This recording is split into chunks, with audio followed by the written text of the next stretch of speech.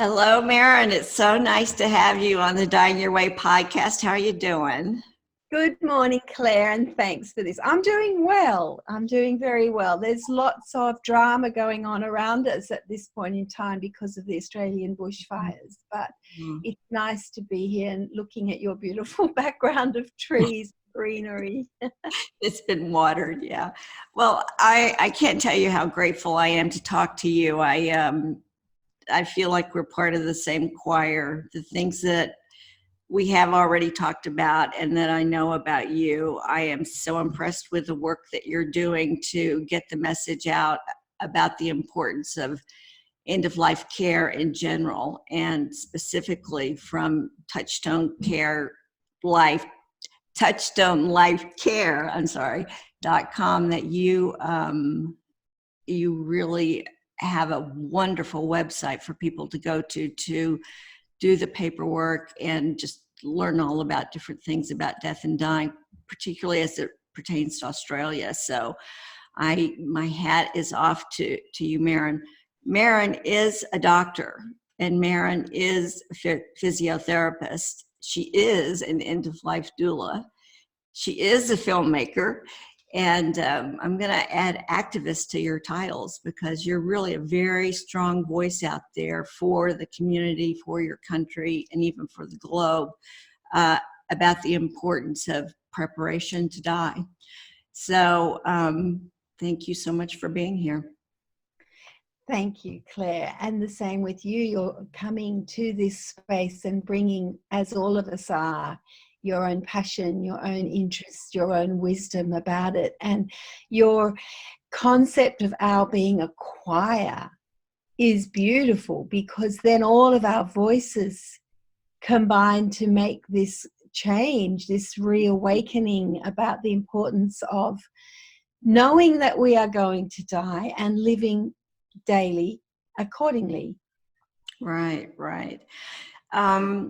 Because you are a doctor, you're just in a unique position to know the strengths and weaknesses of the medical system as they exist, and the importance of the paperwork that's involved around that. Could you speak a little bit about that? Yeah, thank you. Yes, paperwork or lack of it is almost one of the major problems and obstacles to our having the death we want. We know that most people, 70% of people, do not want to die in a hospital, and yet 50% of people do. And my research and the data that we're getting from people is, when you break that down, it's not where people want to be. It's not a hospital or home. People say, I want to be where my family can be around me. Mm. So why do they end up dying in a hospital, or worse, in emergency or in the corridors, even though they've been at home, their family is around them, something goes wrong at the end and they get into a hospital and die exactly the way they didn't want to? Why does that happen? And it's because people aren't stating what they want clearly and communicating it to other people around in advance, and giving the other people who will need to help them the ability, the wisdom, and equipping them to speak up on their behalf and be bold for their person. Because when you end up in a hospital, it's very often you against the system. Yeah, talk about that, because I think until, like most people, think that if I'm going to go to a hospital, that they're going to take care of everything and it's just going to go my way. And that doesn't always happen. And then what do? We find out in a hospital that, oh, I'm sorry, but the rules are this and the regulations are that, or the guidelines are X. So it's not, most doctors, all doctors are there because they are compassionate. Mm. And they want the best for their people, but they are operating inside something that's a box with certain guidelines that they have to follow. And front of mind for many doctors is the fear of being sued, the fear of doing the wrong thing. So we have to do what the guidelines say. The patient, the person has to write their own specific guidelines and have them clearly put in front of every doctor they come up against. How do they do that? So that's often called an advanced care plan. When I was a doctor, we had scribbled pieces of paper that said, I want CPR or I don't want CPR. There were pieces of paper that had boxes with every box ticked. There was scribbled illegible pieces of paper in the wrong patient's notes. Or I would get somebody coming in emergency at 10 o'clock from an aged care facility where there is one staff on duty who was not trained in English as the first language. And I would ring and say, does this person, this 87-year-old lady who's had dementia for 5 years and has now got a major infection, do they have an advanced care plan? And the person on the end of the phone didn't know what one was, wouldn't know if it was there, couldn't speak English, or had no clue about the computer system or storage system of the residential aged care facility. Or worse, you would get a sister of or a daughter of the patient.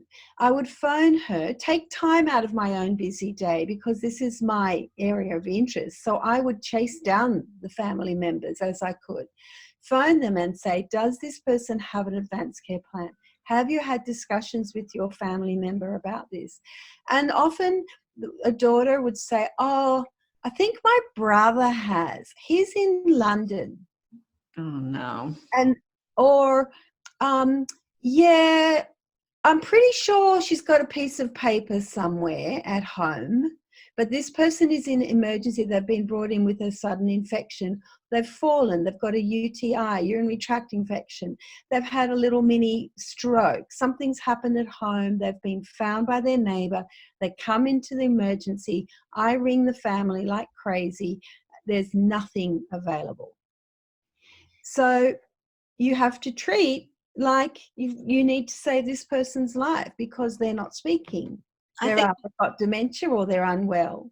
I think I heard this from you, this statistic that I'm going to throw out there, that only 7% of people that come in have paperwork. Yes, and that varies. Sometimes it's up to 14%. Within a residential aged care facility, it can be as high as 40%, but one third of those are often not legally done.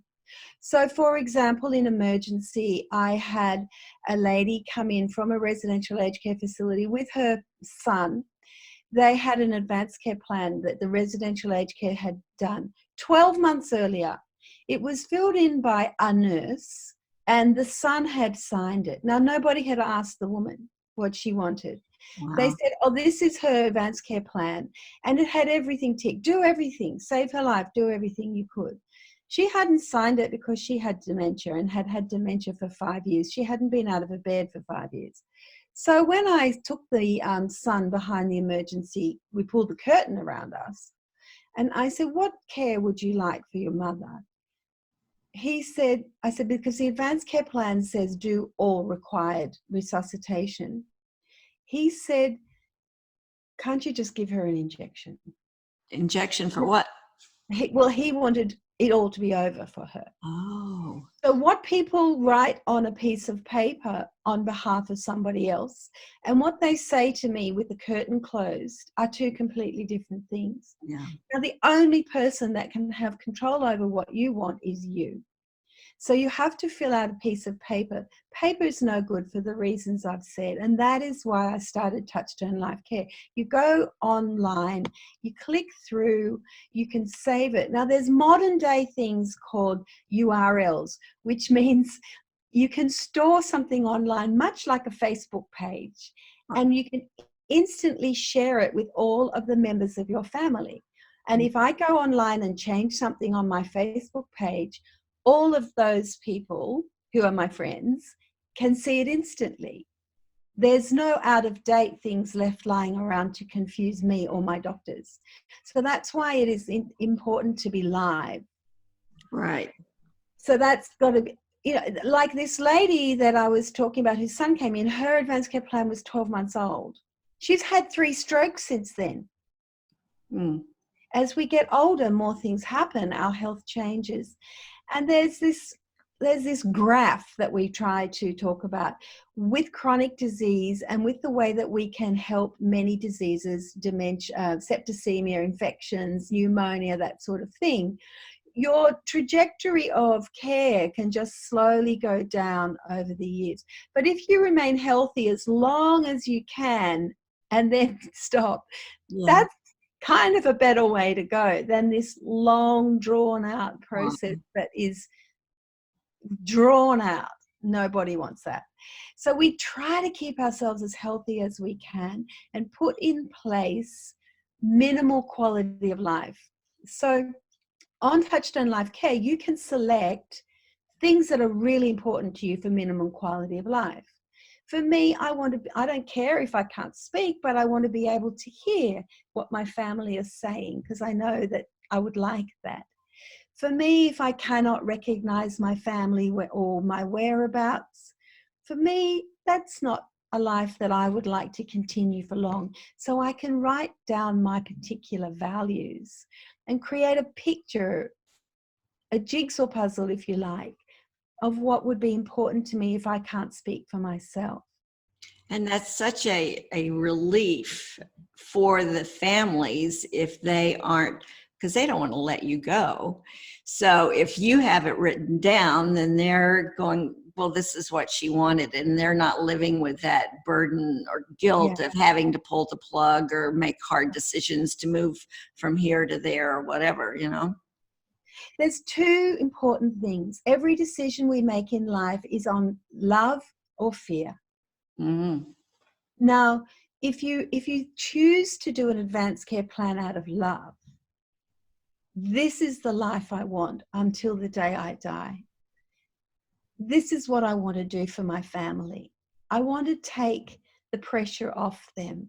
I know they love me. I know they'll want me to be around forever, but I want them to be reassured. In that case, I'm ready to go and happy. I want you around me. I don't want to burden you. That's love. And also for my doctors, care for me, do everything you want. But it's okay. I've had a good life. I don't want you to ruin it at the end. So it's out of love for yourself, your family, and all the carers that you take the burden off them of feeling like they have to do everything and struggle and throw everything at you. I have a question about the Australian Advanced Care Plan, which in the United States is sometimes called a living will or advance directive. And what, maybe besides that or with that, what does a patient really have to have in place to help you help them? Yeah. Well, with Touchstone Life Care, we ask you with all the nice, easy questions like what's important to life for you, quality of life and values. And then towards the end, we get more real. If my heart stopped beating, would I want it to have CPR? But when we then complete the advanced care plan, we flip it so that those really instant emergency questions are at the top. Because if you come into me in emergency, I need to know, does this person want CPR? Mm-hmm. And we do usually have some indication fairly early, be it from a brain scan or your level of responsiveness. We get a fairly good idea of and how long you've been unconscious for. We can have a fairly good idea of the outcome of that CPR intervention. Obviously not always, but you're going to have a broad idea of the change in your quality of life. If it's been half an hour on the street, it's taken half an hour of CPR, that is going to have a different outcome to somebody who received good quality CPR early. Now, we can look at an advanced care plan if it is available instantly on your phone or online, as ours are, and get an idea of what's important to you for a minimum quality of life. I want to jump in and there. make an early decision then in line with the family. I just want to piggyback on what you just said, because I think it's so important about the phone. So if we're not like at a place where we're all on a URL and sharing all of this stuff on real time, again, I heard this from you a while back, how important it is to have the paperwork on your phone digitally with whoever your next of kin, your medical power of attorney, whoever, that it's there and they can like say, here, doc, this is it right here. So you're not listening to me say this. This is what my mom said right here. And it's her signature. Absolutely. So as the emergency doctor, I can get that sister on the phone, and instead of her saying, I think my brother had a conversation a year ago, he's in London and they're asleep right now. Instead of that, she has it on her phone. And so does he in London. I could ring either, and they call it up and they can email it instantly to me or share it instantly so I can read it myself in emergency. So, and of course, you can put all those user preferences and privacy things online beforehand by the person. So you first up need, does this person want CPR?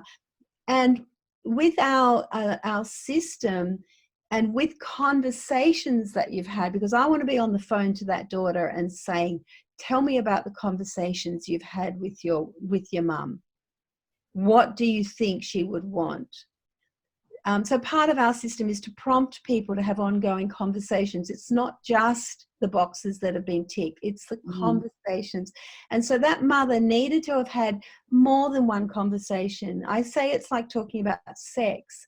You have, the first conversation is, how do we spell the word? The next conversation is a little bit deeper, and it's only by the fifth or sixth or seventh conversations that you get a real nuanced feeling of what death might be like for this person, what they really do and don't want. It might take longer than that for sex, but death, I reckon it's about 7 conversations. And so that daughter on the phone to me in the hospital, she might say, look, I really know Mum said goodbye to me last time I saw her. Or Mum told me this is what she would want if something was to happen. And that because she's had 7 conversations, not one, that daughter is more equipped, more sure of herself, because she has to convince me, a doctor who's scared of being sued, who doesn't know this person in front of me. And if I'm in emergency, I might be 25. I'm first year out or second year out, so you're not dealing with 50-year-old doctors all the time. You're often dealing with late 20s, haven't had as much life experience. Right. Most doctors, by the time they've been working, have had a fair bit of life experience, but are you going to really trust your life decisions to a 25-year-old? to 26, 27-year-olds, Again, you touched on it earlier about that slow decline that so many of us, because of the great medical system that we have that can keep people with a chronic disease alive for decades sometimes. But what I'm hearing you say is that if I have the right paperwork, or even if I have the cognitive capacity at any moment, I can actually decline treatment if I want. Yes, now an important part of it's a very good question, Claire. An important part of an advanced care plan is to click refusing medical treatments. That makes it a comprehensive plan. And you can choose to refuse ventilation or feeding tubes or IV antibiotics, for example. You can choose to refuse IV fluids. Some people don't want to be rehydrated. And a doctor will listen to that? Let me give you an example of that. Yeah, if it's clear. Doctors are sensitive. They are very well trained in decision making, in balancing risk and reward. And this is why decisions are difficult. we were in emergency. A 97-year-old lady was brought by ambulance from her residential aged care facility because she had been found on her bed cold and unresponsive. She had an advanced care plan in place. She was 97. She could have died in her sleep, but she was found cold and unresponsive, so they rang the ambulance and they brought her to emergency. Now, without an advanced care plan, sometimes the treatment would be insert an IV drip and give her warm fluids and warm her up and save her life, or let her die in her sleep. They are the questions every doctor faces 6 times a shift if you are working with old people, right?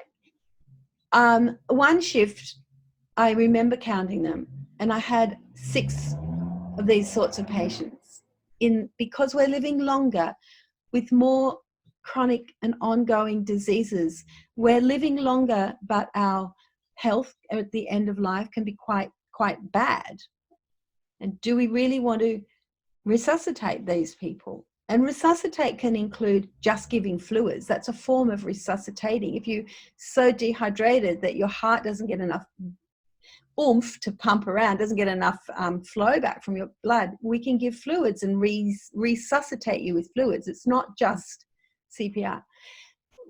On my last shift, one of the ladies was 97. She had nonverbal dementia for 10 years.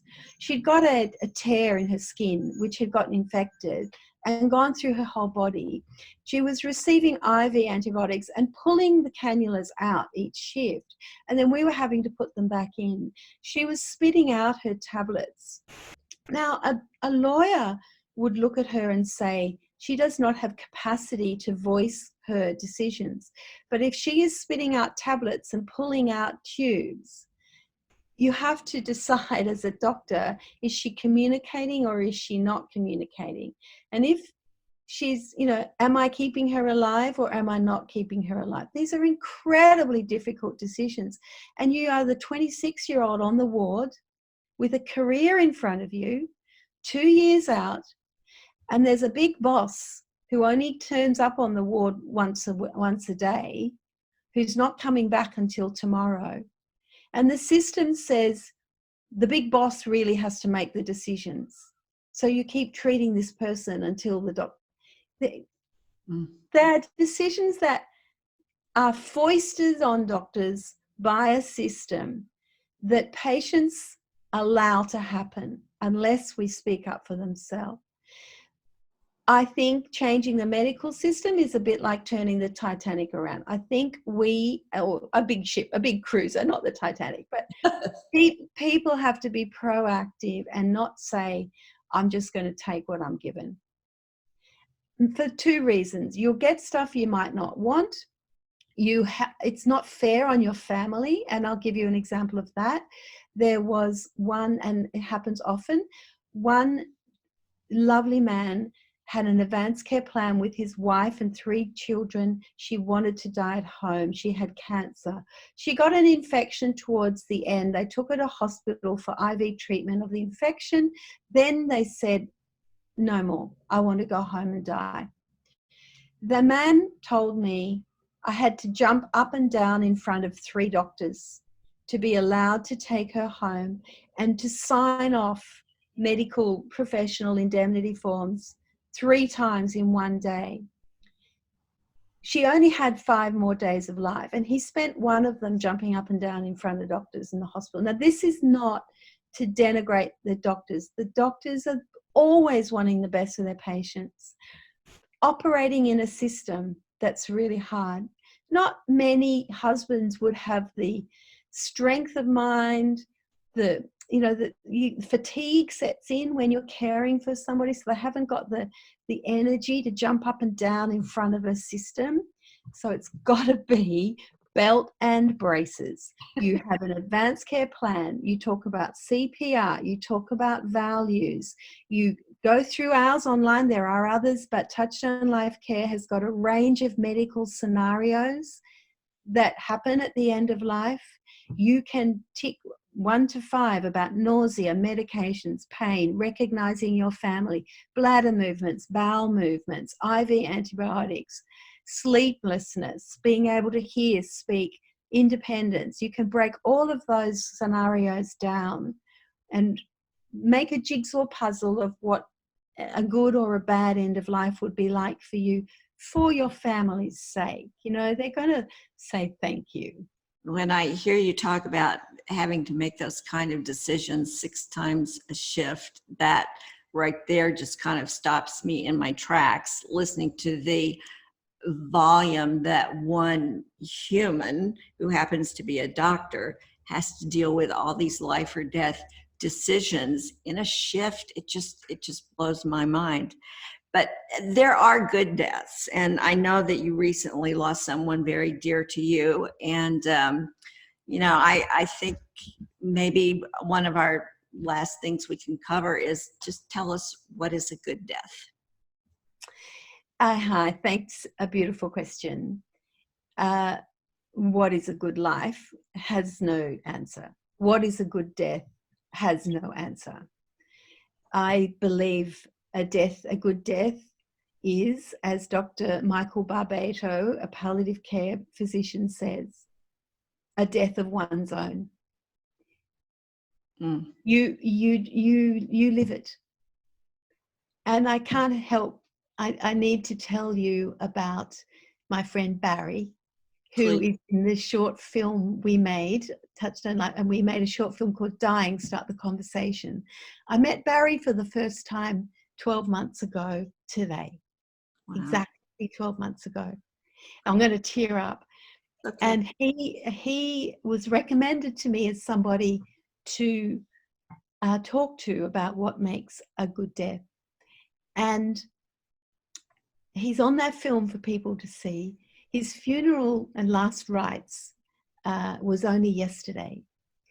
And he, every day of these last 12 months, lived a life of his own, a day of his own.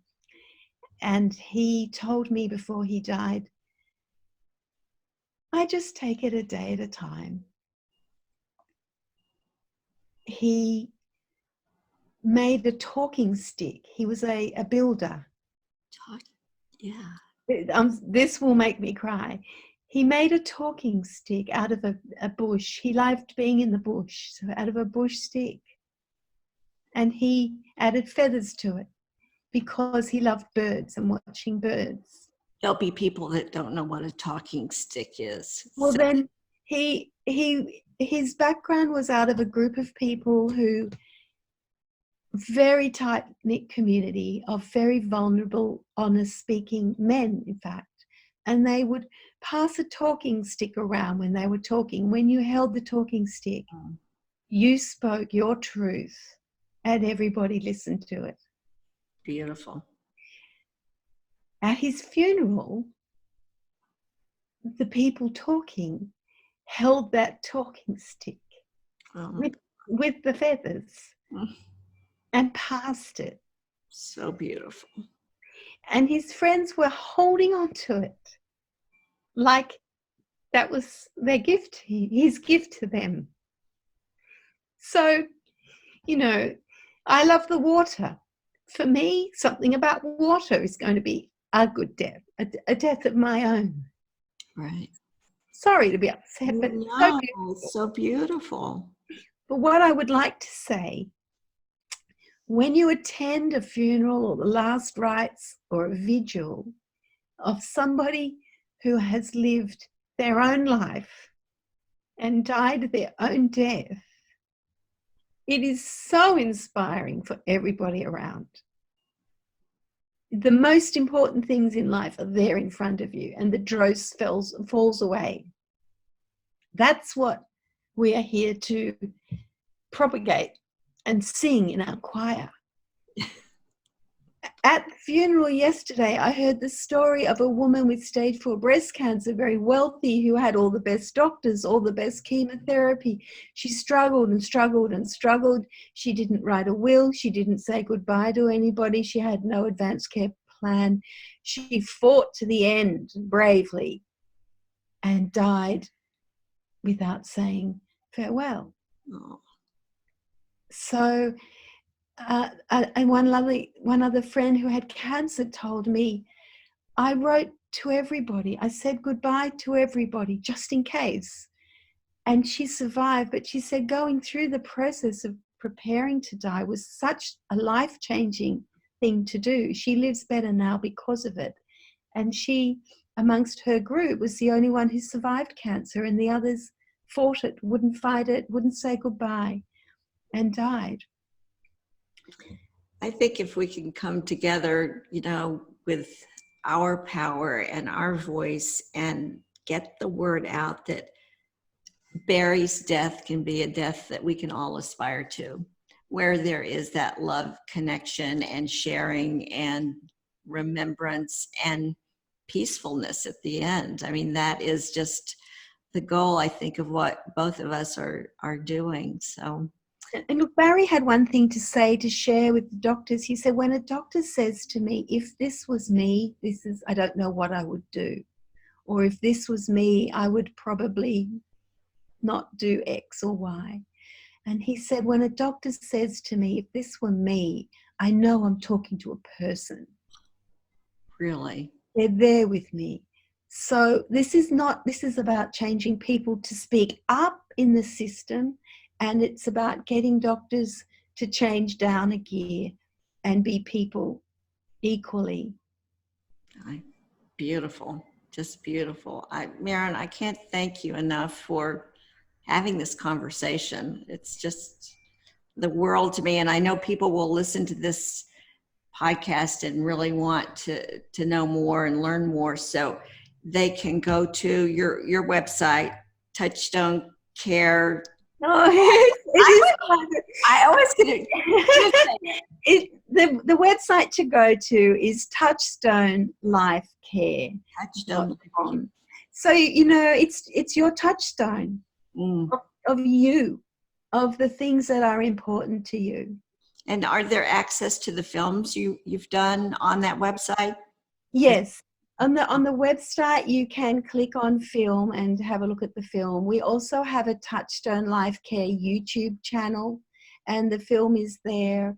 There are many videos and education. There are speech therapists who will talk to you about feeding and the impact of a PEG or nasogastric tubes, things like that, the impacts of some of the medical interventions on the end of your life. So more specific things are in both the YouTube channel and in the knowledge base on the website, Touchstone Life Care. I've seen some of the films that you've done, and the production values and the quality of it are just excellent from a filmmaking background, but just the way they touch the heart and educate at the same time. Kudos to you, Merran. Thank you. And to you, Claire. Thanks for getting this podcast and sharing it. And together, the choir, life is a symphony, bitter and sweet. And that's what we're singing. Well, thank you, Merran. And we will talk to you soon. I love you so much. Thank you. Thanks, Claire. Bye.